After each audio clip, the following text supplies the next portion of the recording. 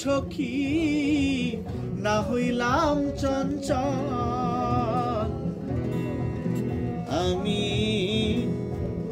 না যাইলাম যমুনার ঘাটে না তুলিলাম জল না হেরিলাম তারে সখী না হইলাম চঞ্চল আমি কোথায় ওই বরফের এগুলোটা তো দাম নেই ইচ্ছা বান্ধিবি